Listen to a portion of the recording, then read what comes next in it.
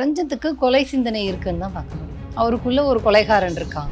இவர் காதலிச்சதுன்னா கல்யாணம் பண்ணிக்கிட்டாரு. அப்ப ரஞ்சித் அவங்க மாமனார் எப்பயோ போட்டு தள்ளி இருக்கணும்ல, எப்படி உயிரோட இருக்காரு? அப்ப எது தவறான முடியும்? நம்மை போன்ற சாமானியர்கள் என்ன பண்றது அப்படின்னா, அவர்களால கருத்தை மட்டும் தான் தெரிவிக்க முடியும். இப்போ எனக்கு நானுமே ஆதங்கத்துல அரசே இவங்க மேல நடவடிக்கை எடுக்கணும், காவல்துறை இந்த மாதிரி கருத்தை எல்லாம் கருத்துன்னு சொல்லக்கூடாது, இந்த மாதிரி கேவலமான பேச்சை எல்லாம் இப்ப இவங்க பேசுறாங்க இல்லையா, இந்த திரைப்படம் பார்த்து விட்டு நாங்கெல்லாம் இப்படி இருப்போம்னு சொல்லக்கூடிய இதுக்கு நிறைய பேர் எழுத பார்க்க முடியுது. திராவிட இயக்கங்கள் ஒரு மாற்றத்தை உருவாக்கலையா, திராவிட இயக்கங்கள் என்ன செய்து கொண்டிருந்தது இத்தனை நாட்கள் அப்படின்ற கேள்வியை முன்வைக்கிறாங்கல்ல. நாங்க செய்யல, நீங்க என்ன கேட்கிறீங்க?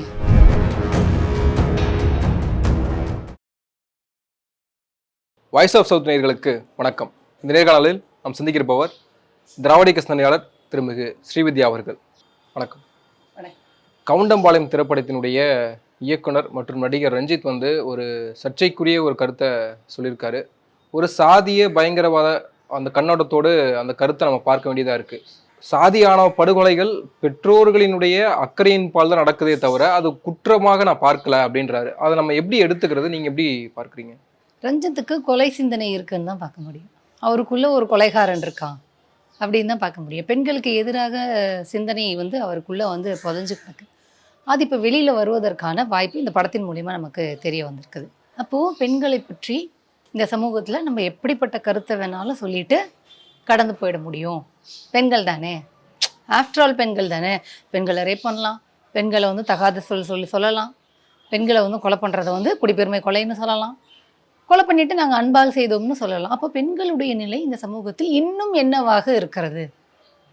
அப்போ இன்னும் பெண்கள் போக வேண்டிய தூரம், பெண்களுக்கான சட்டங்கள், பெண்களுக்கான திட்டங்கள் இன்னும் நிறைய வர வேண்டி இருக்கு அப்படிங்கிறத மக்களுக்கு உணர்த்துறது தான் ரஞ்சித்தினுடைய பேச்சு. இப்போ ஈஸியாக நம்மளுக்கு புரிய வந்துருச்சுல. பார்த்தீங்கன்னா பெண்களை எந்த அளவுக்கு மோசமாக பேசக்கூடிய நிலைமை இன்னுமே இந்த சமூகத்தில் இருக்கு அப்படின்னா பெண்களை அதிகாரப்படுத்த வேண்டிய தேவை இன்னும் எவ்வளோ இருக்கு. சிறு வயதிலிருந்தே பாசத்தை காட்டி வளர்க்கிற ஒரு பெண் ஒரு தவறான முடிவு எடுக்கும்போது அப்படி ஒரு சம்பவம் நடைபெறுது. அதை அக்கறையாக தான் நம்ம எடுத்துக்கணும். என்ன தவறான சம்பவம், என்ன தவறான முடிவு?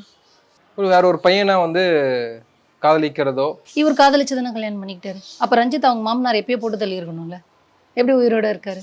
அப்போ எது தவறான முடிவு? அந்த கேள்வி இருக்குல்ல, அது ஸ்பெசிஃபிக்காக பதில் சொல்லுங்கன்னு சொல்கிறேன் நான்.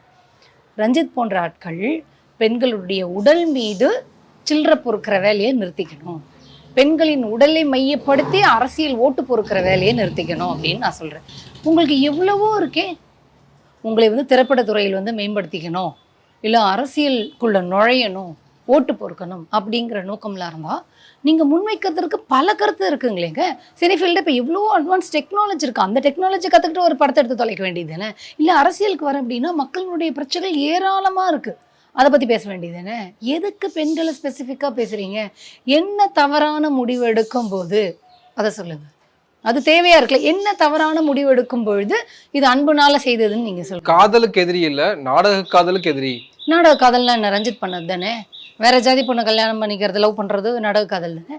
ரஞ்சித் அந்த வேலையை தானே செஞ்சிருக்கிறாரு. அப்ப ரஞ்சித் நாடக காதல் பண்ணாருன்னா அவரே போட்டிருக்கணுமே இவ்வளவு நாள். அன்பின் பால் பிரியாமணியோட அப்பா ரஞ்சித்தை போட்டார் அப்படின்னு சொல்லலாம் இல்லையா? அப்ப எது நாடக காதல், எது தப்பான முடிவு, அதை நீங்க ஸ்பெசிஃபிக்கா சொல்லாம அவங்களுக்கு ஒரு உள்நோக்கம் இருக்குங்க. அவர்களுடைய சமூகத்திற்கிட்ட ஓட்டு கேட்பதற்கு அவங்க கிட்ட ஆக்கப்பூர்வமான கொள்கை கோட்பாடு எதுவுமே இல்லை. அப்போது வேற ஒரு சமூகத்தை எதிரியாக காமிச்சு தன்னுடைய சமூகத்து மக்களுக்குடைய ஓட்டை பொறுக்கணும், அவங்கக்கிட்ட இருக்க பொருளாதாரத்தை சுரண்டணும். பாருங்கள், உங்கள் பொண்ணுங்களெல்லாம் நான் காப்பாற்றுறேன், லவ் பண்ணாமல் பார்த்துக்கிறேன், சில்லறை போடுங்க அப்படிங்கிற வேலையை செய்யணும் அப்படிங்கிறது தான் உள்நோக்கம். வேறு ஒன்றுமே இதுக்கு பின்னாடி கிடையாது. வேறு கருத்தே இல்லையா? பெண்களுக்கு வேறு பிரச்சனையே இல்லையா இந்த சமூகத்தில்? பொள்ளாச்சியில் பாலியல் வன்முணர்வு நடந்துச்சு இல்லையா? பல 100 பெண்கள் பாதிக்கப்பட்டாங்களா? அது பெண்களுக்கான பிரச்சனை தானே. பெண்கள் படிக்க நிம்மதியாக போக முடியல, இந்த ட்ரெஸ்ஸு போட்டு வரக்கூடாது, அந்த ட்ரெஸ்ஸு போட்டு வரக்கூடாதுன்னு மத ரீதியாக ஜாதி ரீதியாக பிரச்சனை இருக்குது.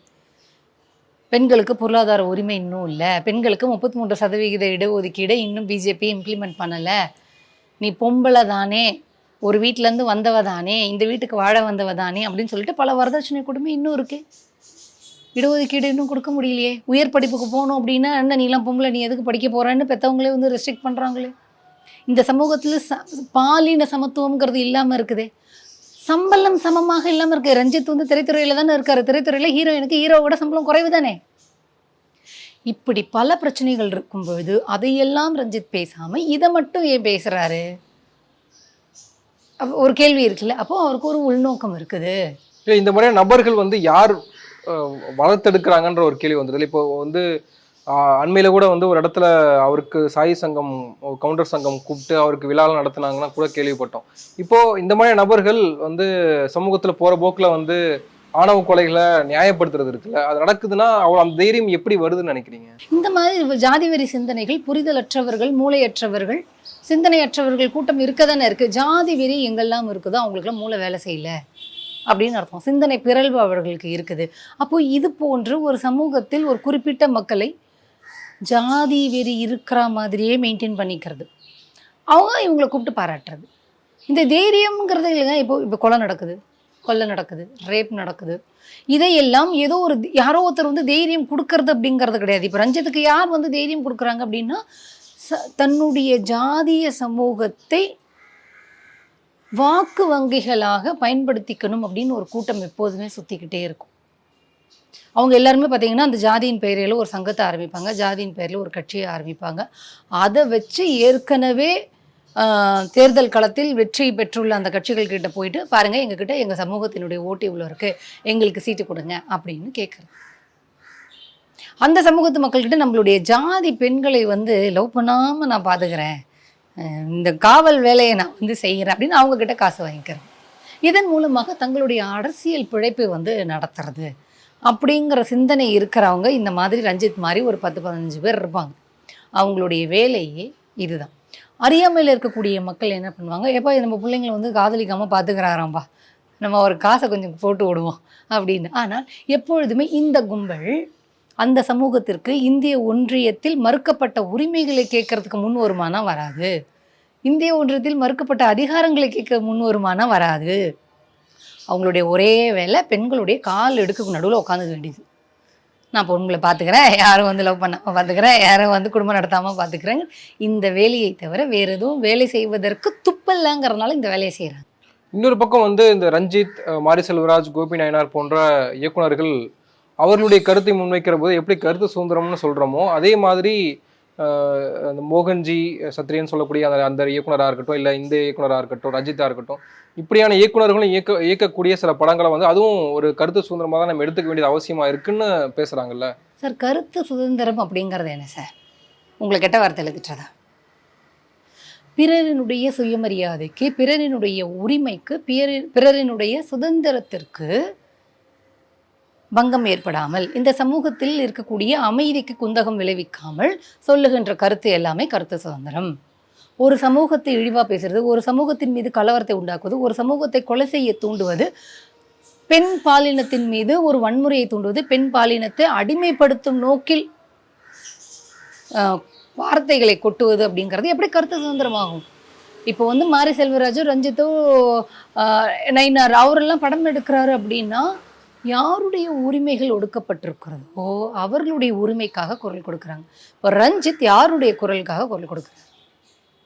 இந்த கவுண்டம்பாளையம் ரஞ்சித்து, நாடக காதல் பண்ணி பிரியாமணியை ஏமாற்றிய ரஞ்சித்து, லவ் பண்ணி பெற்றோர்களின் மனதை புண்படுத்திய ரஞ்சித்து, பெற்றோரின் பக்கம் இருந்து ஒரு திரைப்படத்தை நான் எடுத்திருக்கேன். என்ன பெற்றோரின் பக்கத்துல இருந்து நீங்க திரைப்படத்தை எடுத்தீங்க?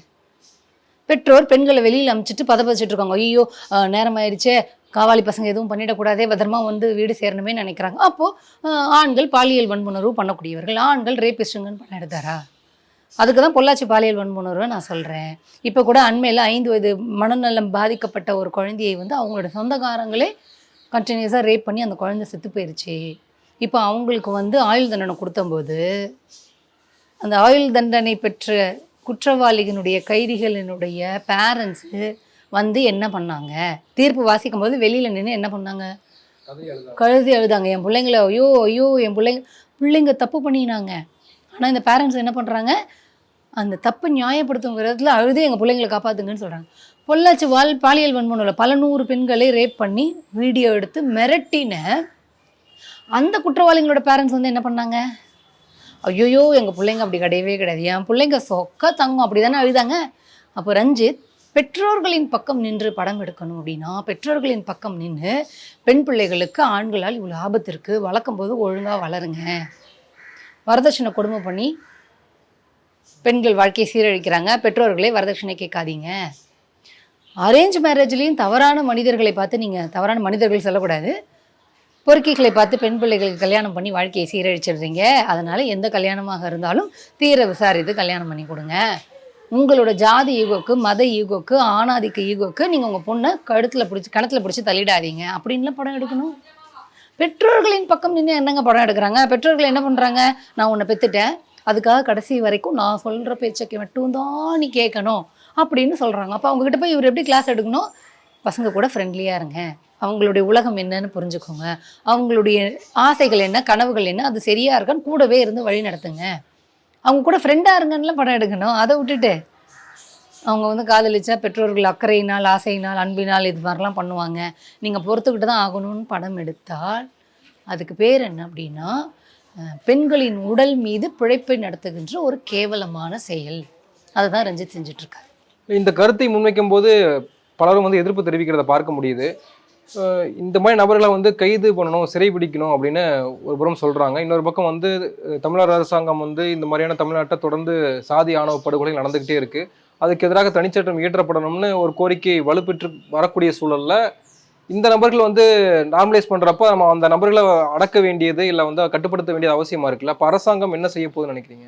இல்லை, இப்போ இது நம்ம ஸ்பெசிஃபிக்காக என்ன பண்ணுறோம் அப்படின்னா, எப்போதுமே ஒரு இஷ்யூஸ் நடக்கும்போது நம்மை போன்ற சாமானியர்கள் என்ன பண்ணுறது அப்படின்னா, அவர்களால் கருத்தை மட்டும்தான் தெரிவிக்க முடியும். இப்போ நானுமே ஆதங்கத்தில் அரசே இவங்க மேலே நடவடிக்கை எடுக்கணும், காவல்துறை இந்த மாதிரி கருத்தை எல்லாம் கருத்துன்னு சொல்லக்கூடாது, இந்த மாதிரி கேவலமான பேச்சையெல்லாம் சமூகத்தில் கண்டினியூ ஆகக்கூடாது, இருக்கக்கூடாது. அப்போ இவர்கள் மீது எடுக்கக்கூடிய நடவடிக்கை அப்படிங்கிறது இந்த மாதிரி இனி பெண்களுக்கு எதிராக பெண்களை கொலை செய்வது, நியாயப்படுத்துவது போன்ற பேச்சு இனி யாரும் பேசக்கூடாதுங்கிறதுக்கு எக்ஸாம்பிளாக இவர் மீது நடவடிக்கை எடுங்க அப்படின்னு நம்ம குரல் மட்டும்தான் கொடுக்க முடியும்.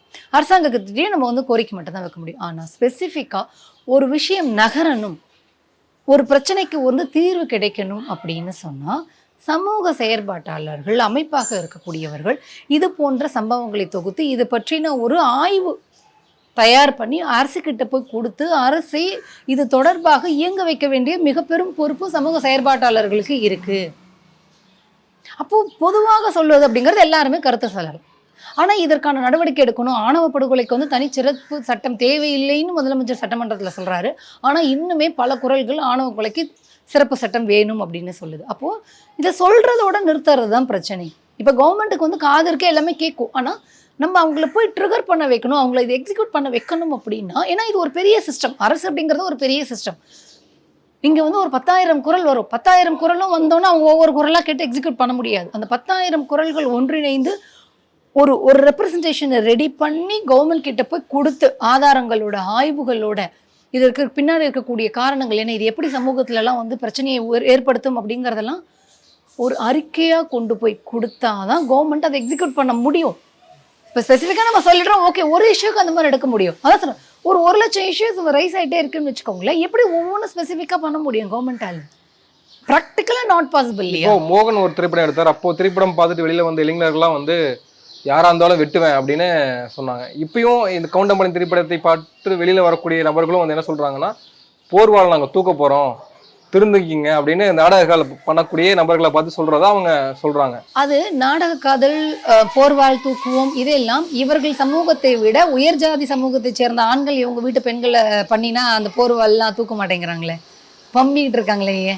அப்போ இவர்களுடைய நோக்கம் இந்த சமூகம் இருக்கு இல்லையா, இந்த சொசைட்டியில் இப்போ இவர் கவுண்டம்பாளையம் கவுண்டர் ஜாதிங்கிறது நமக்கு தெரியுது, இவர்கள் சூத்திர ஜாதியை சேர்ந்தவர்கள். இந்த சூத்திர ஜாதி, சூத்திர வர்ணம் அப்படிங்கிறது இந்த படிநிலையில் கீழ் ஜாதி, அவர்களுக்கு மேலே பல ஜாதிகள் இருக்குது. அவர்கள் செஞ்சிட்ருக்கிற ஆதிக்கத்தை எதிர்க்க துப்பில்லை, அவங்கள நாங்கள் கேள்வி கேட்க முடியாது.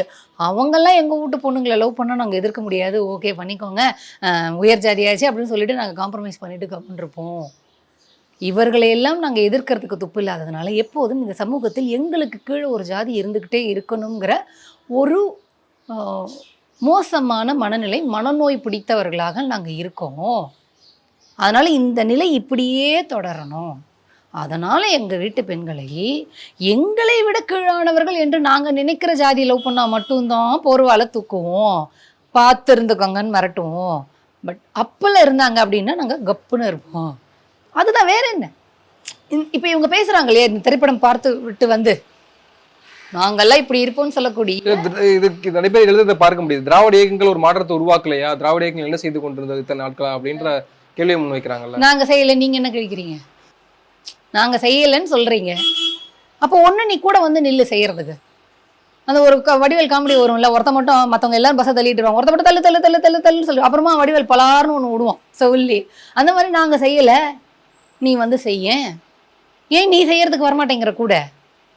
அப்போ உனக்கு இது இப்படியே இருக்கணும், இதை வச்சு மற்றவங்களை குறை சொல்லிக்கிட்டு நான் ஆண்ட பரம்பரை இப்போ வந்து என்னோட கீழானவன் அப்படின்னு சொல்லிக்கிட்டு உன்னுடைய மனநோய்க்கு நீ ஏன் வந்து ஒரு தீனி போட்டுக்கிட்டு இருக்க வேலையை தான் நீ செஞ்சுக்கிட்டு இருக்கிற. இந்த படம் பார்த்துட்டு வந்தோன்னே நாங்களே இப்படி இருப்போம், பெண்கள்லாம் இப்படி இருக்கணும். அதில் ஒருத்தர் சொல்கிறாரு, இந்த படம்லாம் பெண்கள் பார்க்க வேண்டிய படம்.